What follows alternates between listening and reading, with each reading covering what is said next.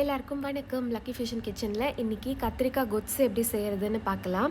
இது ஒரு ரொம்பவே ஈஸியான டேஸ்டியான சைட் டிஷ். அண்ட் இதை வந்து பொங்கல், உப்மா, கிச்சடி, இட்லி, தோசை கூட நீங்கள் சர்வ் பண்ணலாம். நீங்கள் இன்னும் சேனலுக்கு சப்ஸ்கிரைப் பண்ணலைன்னா சப்ஸ்கிரைப் பட்டனை கிளிக் பண்ணுங்கள். முதல்ல இதுக்கு தேவையான பொருட்கள் என்னென்னு நம்ம பார்த்துக்கலாம்.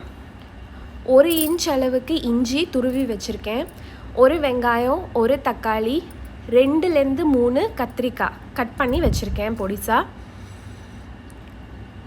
ஒரு நெல்லிக்காய் அளவுக்கு புளி எடுத்து அதை கொஞ்சமாக உப்பு போட்டு சுடு தண்ணியில் ஊற வச்சுக்கிறேன்.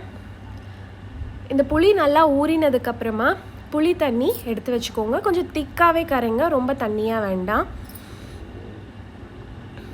இப்போ இதை எப்படி செய்கிறது, கத்திரிக்காய் கொத்ஸு எப்படி செய்கிறதுன்னு பார்க்கலாம். ஒரு பாத்திரத்தில் ஒரு 2 டம்ளர் அளவுக்கு தண்ணி எடுத்துக்கோங்க. இந்த தண்ணியில் நம்ம துருவி வச்சுருக்கிற இஞ்சி, கட் பண்ணி வச்சுருக்கிற வெங்காயம், தக்காளி, கத்திரிக்காய் எல்லாத்தையும் போட்டு நம்ம வேக வைக்க போகிறோம். நான் இன்றைக்கி இங்கே பச்சை கத்திரிக்காய் யூஸ் பண்ணியிருக்கேன். உங்களுக்கு பச்சை கத்திரிக்காய் கிடச்சிதுன்னா அதையே யூஸ் பண்ணுங்கள். ஏன்னா பச்சை கத்திரிக்காய் போட்டால் உங்களுக்கு இந்த டிஷ்ஷோட டேஸ்ட் அண்ட் ஃப்ளேவர் வந்து ரொம்ப நல்லாயிருக்கும். இன்கேஸ் உங்களுக்கு பச்சை கத்திரிக்காய் கிடைக்கல அப்படின்னா நார்மலாக கிடைக்கிற அந்த பர்பிள் கலரில் ஒரு கத்திரிக்காய் கிடைக்கும்ல, அதை நீங்கள் யூஸ் பண்ணலாம்.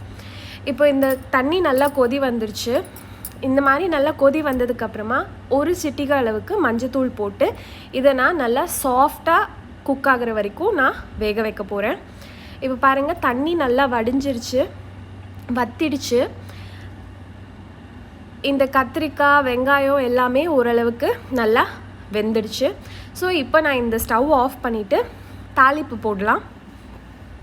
தாளிப்புக்கு கொஞ்சமாக எண்ணெய் எடுத்துக்கிட்டு அது நல்லா சூடானதும் கடுகு, உளுத்தம்பருப்பு, இந்த டிஷ்ஷுக்கு கொஞ்சம் ஃப்ளேவர் கொடுக்கறதுக்காக நான் சோம்பு யூஸ் பண்ணுறேன். உங்களுக்கு சோம்பு ஃப்ளேவர் பிடிக்கும்னா போட்டுக்கோங்க, இல்லைன்னா நீங்கள் வந்து சோம்பு வந்து ஸ்கிப் பண்ணிடலாம், தேவையில்லைன்னு விட்டுடலாம்.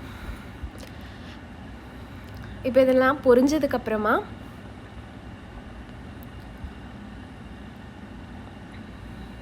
கருவேப்பிலை போட்டுக்கிறேன். கருவேப்பிலை போட்டுட்டு அந்த தாளிப்பை நான் இந்த வேக வச்ச காய்கறியில் ஆட் பண்ணிவிட்டேன்.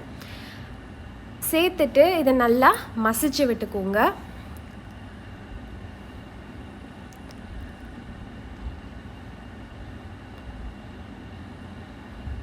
இப்போ இந்த டிஷ்ஷுக்கு வந்து காரத்துக்கு நம்ம இன்னும் எதுவுமே சேர்க்கலை.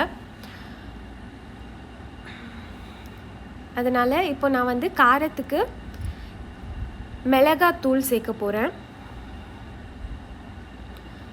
நான் வந்து 2 டீஸ்பூன் அளவுக்கு மிளகாத்தூள் சேர்க்குறேன். இது உங்கள் காரத்துக்கு ஏற்ப நீங்கள் சேர்த்துக்கோங்க.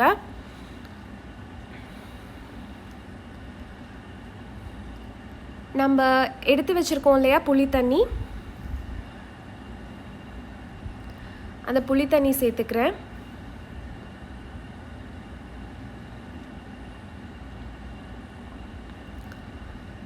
புளி தண்ணி சேர்த்துட்டு நல்லா கிளறி விடுங்க. இந்த மிளகாத்தூள் நம்ம போட்டோம் இல்லையா, அது கட்டி கட்டாமல் இருக்கணும், அதனால் நல்லா கிளறி விடுங்க.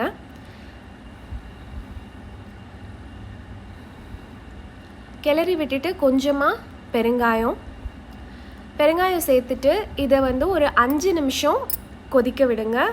கொதிக்க விட்டு இறக்கினீங்கன்னா கத்திரிக்காய் கொத்ஸு ரெடி. நான் முன்னாடியே சொன்ன மாதிரி இது பொங்கல், கிச்சடி, உப்மா அதோடலாம் ரொம்ப சூப்பராக சைட் டிஷ்ஷாக செட் ஆகும். அது மட்டும் இல்லாமல் நம்ம நார்மலாக வீட்டில் செய்கிற இட்லி, தோசை அது கூடலாமும் இது ரொம்ப நல்லா பொருந்தும். கண்டிப்பாக உங்களுக்கு இந்த வீடியோ பிடிச்சிருக்கும்னு நினைக்கிறேன். லைக் பட்டனை கிளிக் பண்ணுங்கள். லக்கி ஃபிஷன் கிச்சனுக்கு சப்ஸ்கிரைப் பண்ணுங்கள். நன்றி, சீக்கிரம் சந்திக்கலாம்.